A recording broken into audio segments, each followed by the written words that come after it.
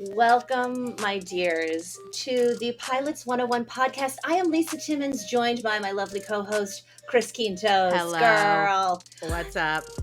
Not too much. We were both just sort of talking about our little, venturing back out into the world post-pandemic. Yes. And I went to my first dance party. Ooh. I call it a dance party because it was an engagement party thrown by a Colombian woman. So naturally, it's a dance party.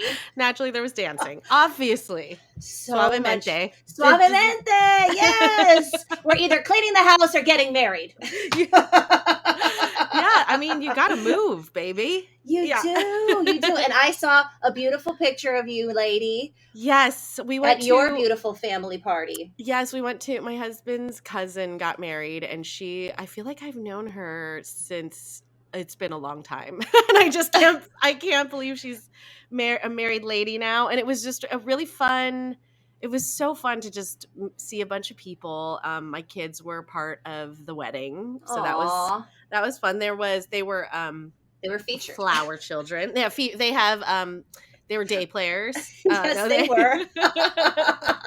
We are very proud of them. Yeah, I was an under 5, and they were featured. They were high on the call sheet. But you know what? Hashtag booked. It was so cute because it was a big wedding. I don't know. I think 200 people. Okay. Maybe. And the funny thing is that they had just, once they got engaged, because they live on on the other coast. The other coast. They live on the East Coast. And they just were like, you know what, let's just take our time and let's just do like a 22-month engagement. And so they didn't move anything. They didn't. Yeah, it was set for this date. And then lo and behold, they got to do it, which was fantastic. Man. So they're the MVPs of the pandemic. They guessed. Seriously. I don't know. They played it all right. But so it was a big wedding. My daughter is almost 3 and my son is 6. And that is mind-blowing to me. Oh, I know. Because when we met, he was maybe a year. He was a nugget. He was a nugget, yeah. And she was a notion. And she was a whisper on a dream on the back of a unicorn. Oh. So it was a really big wedding. And then, she's really young and she hasn't, for her conscious life, has been in a pandemic, so has not ever seen that many 200 people in a room. How did she react? Right, so she gets to the bottom of the aisle, and I'm waiting on the end of the aisle with M&Ms, because that was my... You are such a smarty. That was my bribe. And so it's them two, and then their cousins right behind them, who are just a little older, but all 4 of them were sort of just they get there and they're like, oh no, ma'am. Oh, and under normal circumstances, yeah. I feel like kids freak out in that moment. But yes, even more so now, I could imagine. Right, because they're just not used to it. And so then my son, just bless him, just takes the biggest, giantest step forward, just takes his hand into the basket of flowers and just goes for it, commits. He just really commits. And that got the party started. So I had to pay. Of course it did. Yep, I paid them on 2 tubes of mini M&Ms. And then there were Starbursts for after the pictures. Oh, man. Why wasn't I in this wedding? M&M's, Starbursts? I know, I haven't had that in a long time, but they were. Usually it's like, hey, wear this ugly dress and shut up. And say nothing about it. Yeah. So it was great. And then we all tore it up on the dance floor. I just had to keep those outfits clean for that 25 minutes. Exactly. And then self-destruct. You just cut them off your babies at the end of the night and throw it in the trash. Right, exactly. I was just like, whatever. It's done. So yeah, it's nice to get back into the world though, I think. It is. I'm so tentative, but yes. It's understandably. It's slow going, but it's forward motion. Yes. That's the motto in this household. My boyfriend, his motto is forward motion. Forward motion. Yeah. And I'm like, oh, I like that. It's not hit that destination. It's like, just move. Just move a little forward. It doesn't have to be a giant step, because I felt that was what I was not all of us are as bold as your young man. No way. I don't know where that came from. I was like, if I had that level of commitment as an actor, I might have made it by now. I was just like, oh my God, you're so good. That's why he was a day player. Right. Yeah, that's why. Yeah. So, yeah, but it's nice to get back. I think we'll see. Just take it slow. Once we were starting the lockdown, I honestly felt like, I was like, okay, this is hard, but it's going to be so much harder to get out of it. Because, just the mental. Yeah, the mental, is this okay? Is this not? Yeah. I'm probably one of the more hesitant people I know, but also mine stems from an antisocial gene. Yeah. Where I was like, so what? Oh no, I'm a really talkative, outgoing person that people don't realize low-key is exhausted by my own personality. Yes. Yeah. You know what's weird? I think a lot of us are like that. A lot of comedy folks, because it's like a very conscious decision to flip a switch, and it's not a switch so much as it is just like one of those like Herculean levers. You know what I mean? Girl, trying to put that breaker back on after it goes off real easy, but get it back on. Yeah, and then it's like when you're on, but then it's just like it really is a binary for me. Like I'm either just on or you don't recognize me. Like I'm just there's no in between. This is why we are friends. I don't need an in-between. Right, yeah. We just, you know what? Like, if there's just silence for a little bit, I'm fine with it. You're fine with it. I'm fine with it. The love is still there. It is so there. The love being still there reminds me of one of my favorite elements of the pilot we most recently watched, Just agree. Shoot Me. And I actually forgot how special this was. The father-daughter coming back together, falling back in love with each other, getting to know each. I forgot what a gift that was in this series. Yeah, I was gonna say that it was just like. Me. Did I say just shoot me? Yes, you said. You said just shoot me. Yeah, I was gonna say that too. In fact, just that it was so funny, but also so much heart. Oh my gosh! Yes, so much heart. So much heart. We start off with, first of all, I adore Laura Sanjiacomo and Wendy Malik as Nina Van Horn. That's all I wrote in my notes. Just Nina Van Horn ! She already comes in so hot. She immediately tells you who she is. That wacky outfit, which by the way has come full back around. I feel like she could wear that now. I know. And we're talking, it says March 4th, 1997, and it ran to 2003. Oh, yes. 7 seasons. I did a little research on Wikipedia. 7 seasons. I loved this show when it was on the air, and I think you did too, right? I did. Yeah. Oh my gosh. First of all, guys, the 90s were a great time to fantasize about working at a magazine, because that's literally what every TV show was. Either you were at a magazine or an interior designer. Magazines are dead now, so you don't know what we're talking about. But exactly. They are these paper things that you used to buy to figure out why you hate your body. Right. They would tell you. Every 2-page spread was hate your body because of this and hate your body because of that. But that is why I love the Laura Sanjiacomo character so much, is because even though they caricatured her, which you have to do she really was the voice of ladies going, hey, we hate this. We hate this. And I love that she was a man on the inside for that.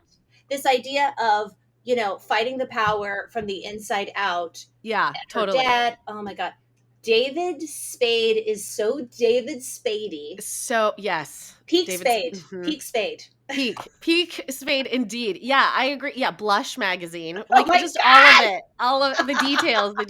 This was sort of an era where, I guess this still happens, but it was just like last week we talked about Phil Hartman doing Phil Hartman, and this was just David Spade doing David Spade. Another SNL cast member, wildly successful, who found a great side character. Yes. To just shine. And he, first of all, the thing that's so fun is now Now I'd be curious to see how this show holds up. Because he opened with a predator move. With a straight up predator move. The only thing that might diminish it a little bit is he looks 12 years old. Yeah, I was gonna say, yeah. He has the same haircut that he probably had in kindergarten. Right. We know he's probably 4 or 5. 4 or 5. It's so funny how, I mean, he takes a photo of a model from her portfolio, a nude photo. Yes. Tells her, you should not let this get into the wrong hands, and he puts it in his pocket. He pockets it. That's so funny that, yes. Immediately, I just love that we're both like, okay, I wrote that predatory behavior. Though.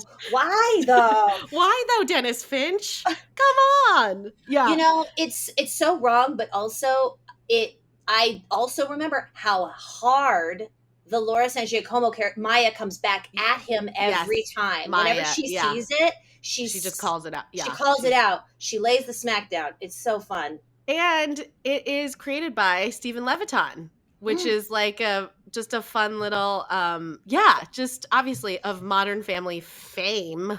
Yeah. This is amazing. Classic golden era sitcom. Yeah. Right here. I mean, once again, I do always feel the need to call out when there are 0 cast members of color, guys. None.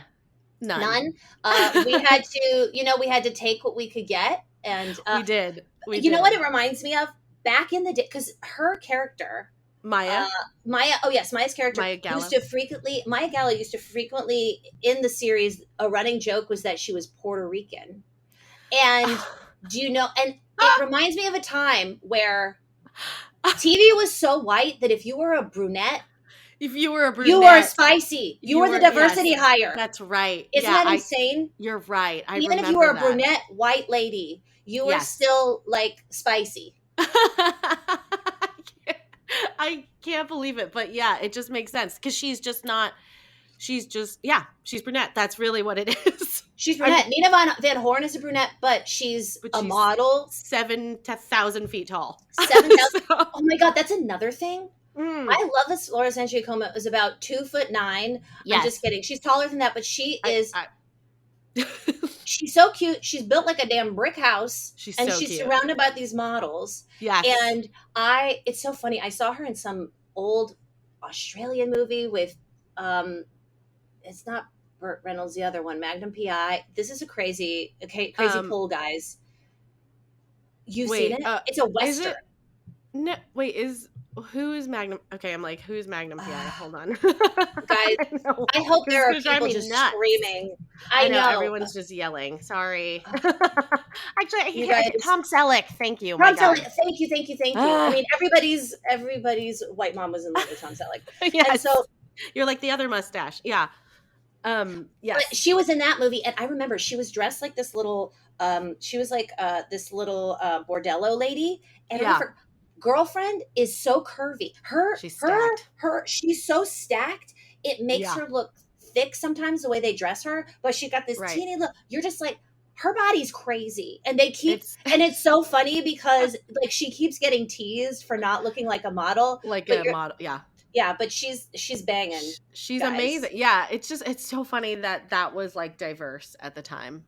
Right? It's true. It's very true. She is probably the closest thing to a person of color on this show. Is so wild. Yeah, which is so because But yeah, I mean, it's just such a funny And then I did note, I was like, was this the first documented Sophie's Choice joke? Good question. Did you clock that? No, but you're right, because it's so early in everything. The else I was thinking is, I wonder if David Spade had made his blah blah blah called It Wants Its blah blah blah back. Because for the kids who don't know, that's who that originated with. He made that. Yeah, he made that. Yeah, blah, Chandler blah, Bing. Chandler Bing. Yes, Chandler Bing. Chandler Bing and David Spade's character, and Joey. Like, I mean, you just think about all these catchphrases that started with now. It's all so in our lexicon now. That is so funny. But yeah, it does have a lot of heart because it's about like basically Maya and her dad rebuilding a relationship. Yes. So just like on the heels of news radio, it was like, oh wait, this had like a whole nother element, like just more heart. That bit at the end between her and the dad, and then seeing the sister. I love the moment where she's like, oh, she's my sister. I have a sister. Yeah. I have a sister. And then she sees her. She falls in love with her because this is an innocent. It's, first of all, also, I have a feeling that like if this pilot had been written today, the note would have been, hey, you're doing a little too much for a first episode of a show, because she goes from having a wacky roommate at a completely different news station. Yeah. I mean, they get to stuff quickly, but like, dude, they go through so much. Like a week and a half, 2-3 months. I don't know. It's like a long.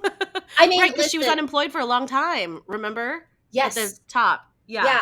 I mean, I feel like they nailed it. Yeah. But because they introduce all these characters, they introduce there's so much plot. Because remember, news radio was a day. One day. And usually that's what it is. It's your first day of work. But this was, it's amazing. I mean, it really does speaks to Steve Levitan, you know, and that whole, because these are the people who now we look back and we're like, oh, these are the multicam greats. But back then, that's when they were like just getting out there and you know, building those careers. And now we look back and we're like, oh, that's a template.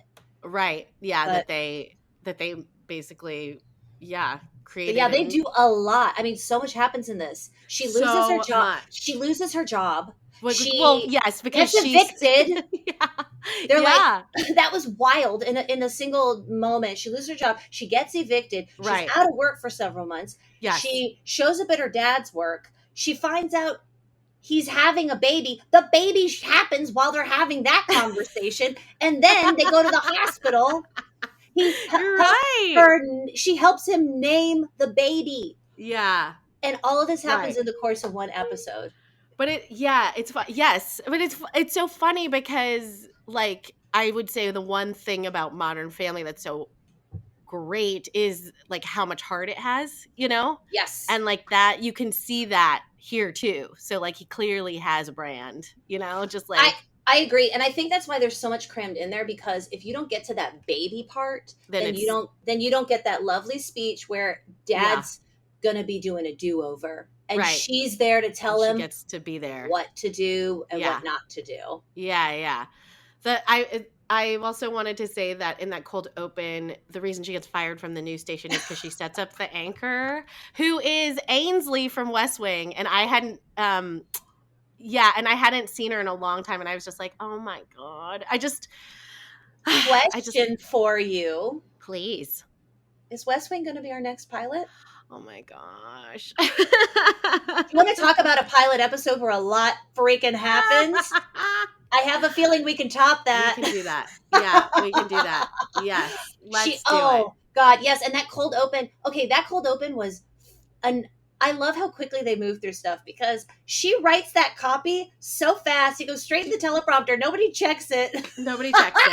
Mm-hmm. They're just like, give it up. Yes. It was so sitcom-y, but I bought it and I was on board. Oh, totally. Also, do we ever see that roommate again?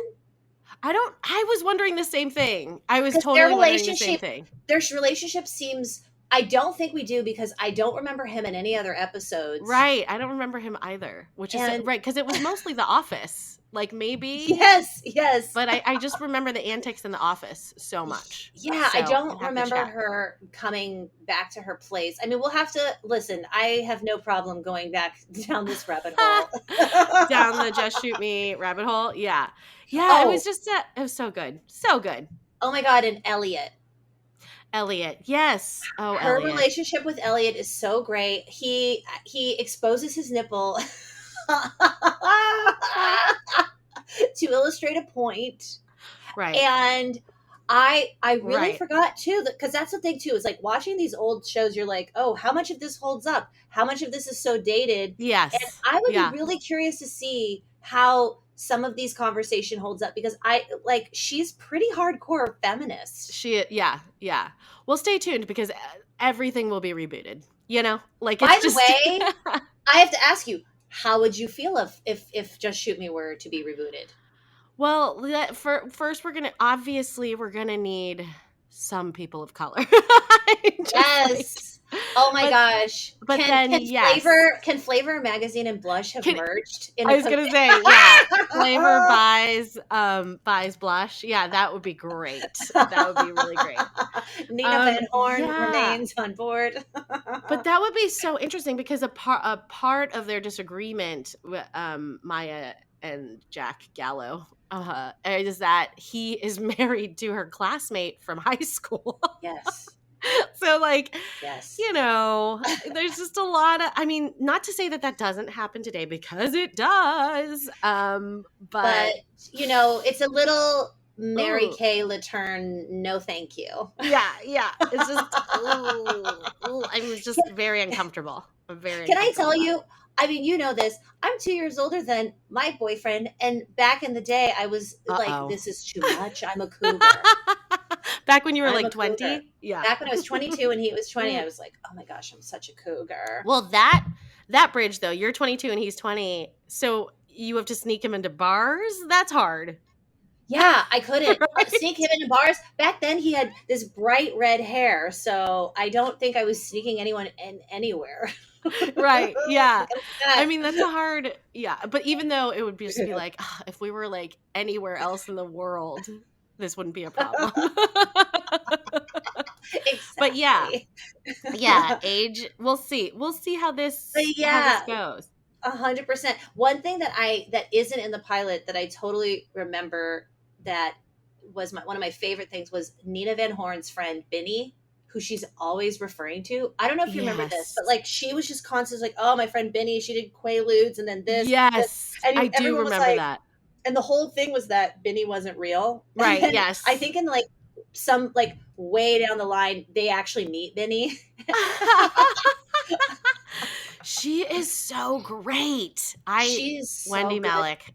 Whatever she's doing now, I need to like find it because she's just her and Christine Baranski. Oh my gosh. Yes. I am obsessed with every, like, I loved her in, why am I blanking on the series? Baranski. Christine Baranski, the series she was in with blonde moonlighting. Dharma and Greg? Oh, no, not that. No. Oh, she was in Dharma and Greg, wasn't she? But no. She was kidding. She was, oh my God. I think she was. That's hysterical. No, she was in. Oh shoot, I'm totally freaking out. The one with Moonlight, guys. I'm so sorry. Sybil Shepherd. Sybil. She was in Sybil. Yeah. She was great in that. Yeah. Oh my gosh, I love how I'm like, listen, we're gonna talk about Just Shoot Me, but like Christine Baranski, can we just? I know. Well, it's like of all the characters, they're always the most self-aware archetype. You know what I mean? Like they're just so aware of how terrible they are in this wonderful way. They have so much fun with it. There's this one moment that I remember from Just Shoot Me. It's not in the pilot, but it's just a memory from childhood where Nina Van Horn is sitting at the table where they're supposed to have a meeting. Yeah. And she's waiting for everyone to get there. And this is just a non sequitur out of nowhere. She opens her little handbag and pulls out a tiny pistol and looks down it and goes, there, and then slams on the table and goes, "There is so much gunk in the barrel of this gun." And I was like, that is my favorite character. Oh my gosh. That sounds wonderful. Yeah, she is. Oh, she's great. She is the best. She's the best part of the show. I mean, the show is really fun. It's such a good. There's so many. I agree, though. She is the best part of the show. She gets to be so wild. Yeah, absolutely. So, are we really going to do West Wing next? I would love to. Oh my God, that is another one of my all-time faves. I've watched that series maybe 4 times. You know what's so funny? I haven't ever completed it. I need to watch it all the way. I was an extra in it.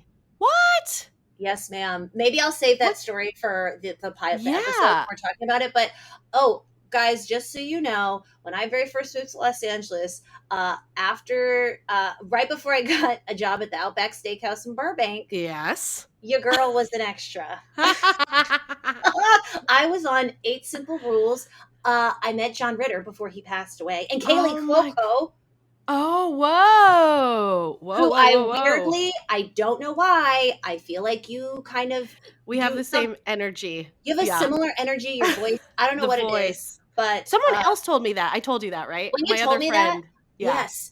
I was like, I don't know what it is, but now I want to be really good friends with Kaylee Cuoco.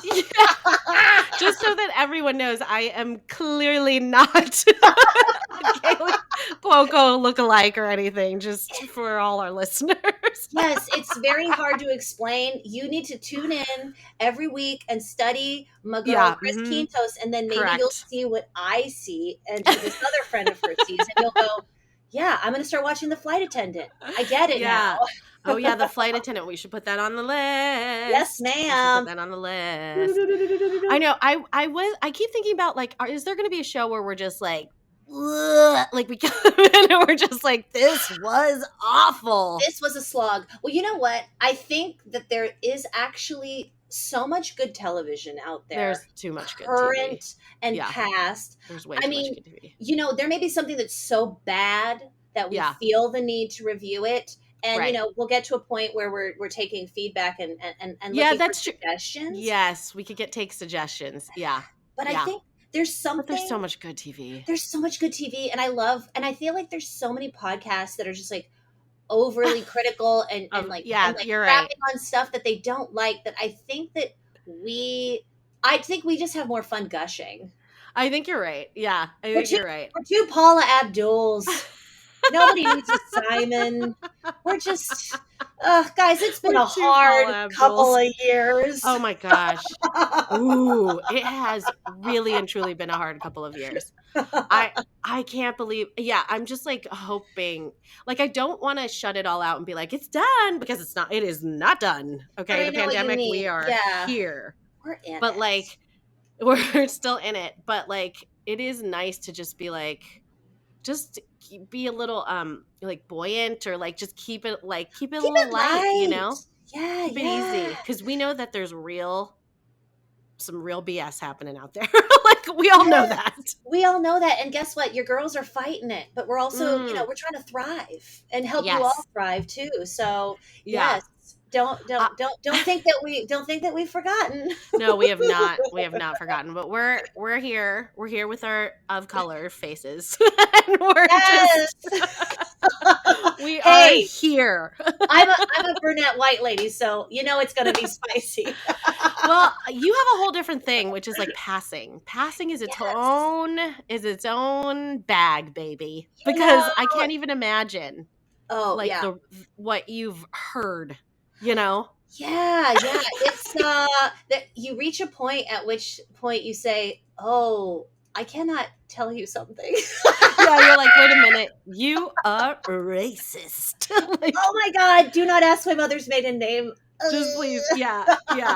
And then, and then I'm sure that there's like, I'm sure that you also feel the need to like, I mean, like, to get it out there sometimes too. Actually, you know what? I used to be really like hesitant to be like, oh, are people going to think I'm trying too hard by like letting them know? But like now I get to a place where like very early in the conversation, I'm like, hey, guess what? My mother's from Colombia, blah, blah, blah.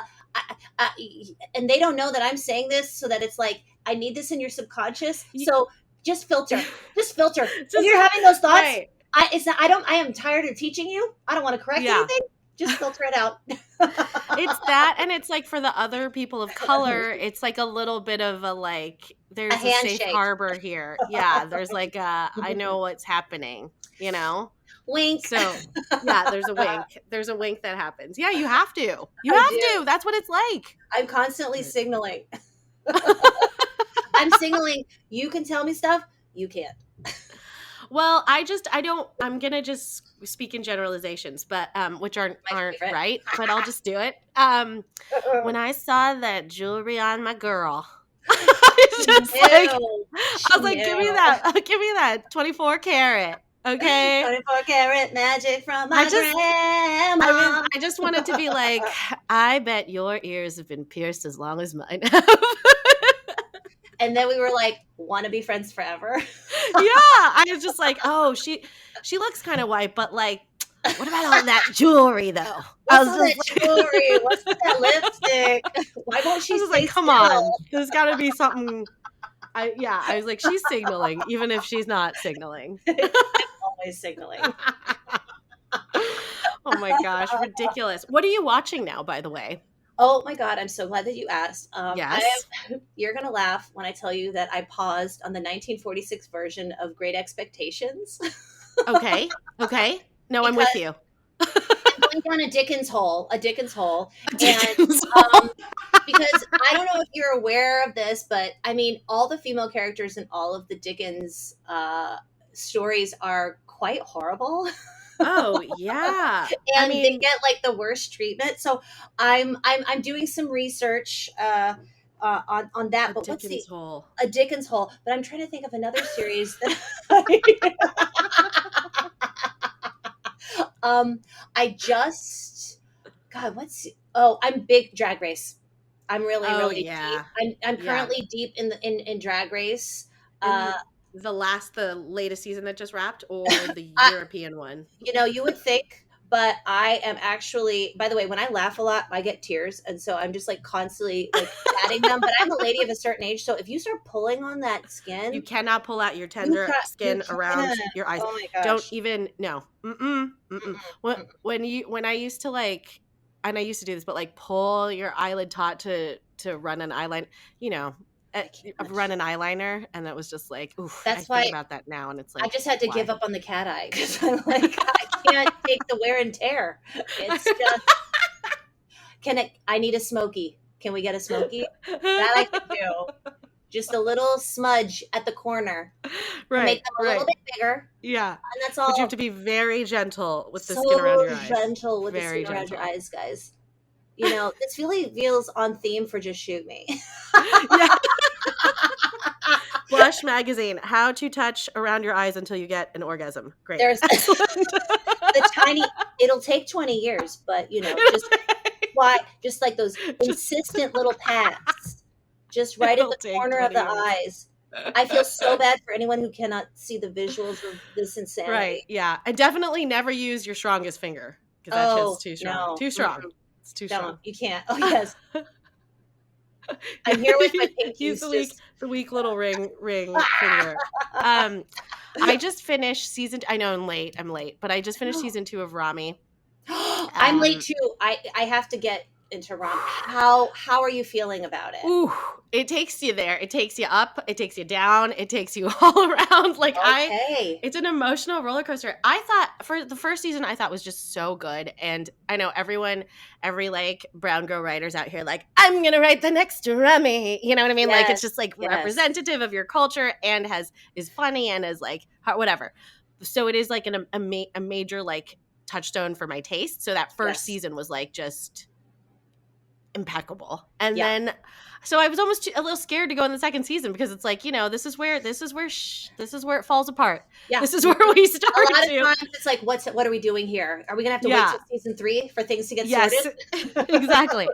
And there were some moments of that, but for the most part, it was like really just battling some real stuff and still very, very funny. So I recommend it. I highly recommend it. Well, I'm putting that on the list. Shrill season 3. Shrill's another one. That's the one I did that I love. Yeah. Okay. Yeah. Shrill's season 1 was pretty good. I don't think I saw season 2. Season 2 is great. My girl Ego Nwodum from Saturday Night Live is in an episode. Nice. Which I didn't. Talented lady. Guys, can I tell you? Here's one of such a talented lady. One of my favorite things about working in entertainment and being in a generation of, or I guess graduating class of people who are currently just like pew pew pew pew pew, like sort of exploding, is you'll be watching a show and not know your friends on it until you're like neck deep in the episode and you text them and go. And by the way, just so you guys know, if this happens in a pandemic, you might start crying because you miss people so much. Yeah. Oh, do you know how many people I've seen in commercials where I'm like, I miss you. What? There you are. You're right there. LA is so weird. It's LA so is so weird. weird like that. Yeah. I that's what I love about it though. You're just like, oh, that guy was in my acting class. That guy was in my whatever. You just it all you just gotta be here. That's all. That's all it is here in New York. You gotta be in one of those places. There are 25 of us who just keep running into each other. Right. That's what the city is. Yes. Yeah, that's right. That's true. It's so weird. It's so weird. So funny. And then I started Ted Lasso and I finished the morning show. Oh, how is it? How is it? If you're looking for your telenovela, itch to get scratched, do it. Because it is just drama, and it's great. Towards the end of the season, I kind of got like obsessed with how Reese's forehead was not moving. Like I was just like, like, and I get it because that's just the way it is. Hey, but like, it took a while for me to get there. Wait. I'm patting. I'm gently patting my forehead with the weak ring fingers. The weakest finger possible. Flash magazine, just how to tap your forehead until you have an orgasm. No, we'll see you in 2041. Yeah. So morning show. I finished season 1, and then what was the other thing I said? Oh, Ted Lasso. I'm starting. Just started. I know. Late to the train. Late. Hey, but everyone loves it. I love Ted Lasso. That's another one we'll put in the hopper. Yes, please, because that his boss. Talk about like that same woman. Fabulous. I cannot remember her name. Yes, that same like archetype. I believe she's a theater actress. I mean, just like everything about theater. Her. Everything about her. I love a tall lady. A tall drink of water. That's what I was going to say. She is a tall glass of water, and I'm here. Like a lady taller than me, because I'm 5'8", which is like tallish. And like tall. If you're taller, then I get like, oh my God. You're so tall. My best friend is also one of my best friends is also like now I'm going to say I think she's like 5'9", 5'8", and we always are just like she's always like I'm going to hit him high and I'm like I'm going to hit him low. You've got him. You're covered. So I just like love being around tall ladies. I do too. It makes me feel like I'm one of the Mario brothers because when the tall ladies are around, I'm Mario. But when anyone usually, is more petite than me, I get to be Luigi. You're usually Luigi. Guys, I'm more often than not Luigi. One of these days, I'm going to come on here with a fake mustache, and you better believe how much I look like one of those Mario brothers. Well, yeah, but if anyone put on one of those fake mustaches, that would be the first, to be fair. To be fair. Or Tom Selleck, whose name we could not remember earlier. Tom Selleck. Apologies, sir. Sorry, Mr. Mustache. Yeah. I know. I feel like I should spend some time in the 70s with Tom Selleck. We could always go back and do a little Magnum PI. I feel like that pilot's probably hilarious because there's like helicopters, Corvettes. Is it Corvette? Who knows They're what? like, how can we stroke masculinity with $15 million? Let's figure it out. It's very fun. Well, that got the reboot though, right? Yeah. Oh, yes, it did. Probably. And with a Latin lead. Oh, there we go. Yeah, good. Yeah. That's so, what I haven't seen it, but like, hey, representation, at least it's out there. Yeah, as long as it, it's not that I have to be at every Crazy Rich Asians, but so far there was only that one, exactly. So I was there, and I was at Joy Luck Club, so 2, I went. You did the thing. So we can do more. If we can do more, that'd be nice. That'd be so fun. I would appreciate it. Thank you guys for hanging out with us again. Oh my gosh, yes. We'll be here next week doing the West Wing. I was gonna say American President, but that is not what that is. It is the West Wing. Yes, and hopefully that's easy to watch. I'm sure it is, but also I have it on like DVD. I had it from LimeWire. I got it a long time ago.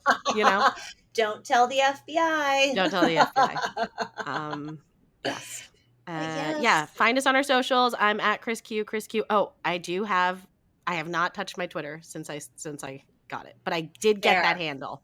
Girl, now I have to merge. At least you own it. You'll have to, you'll figure out things to tweet here and there. Right. That's how it goes. Right. As of right now, it just says, go to my IG where I exist. Perfect. Chris Q at IG. Mm-hmm.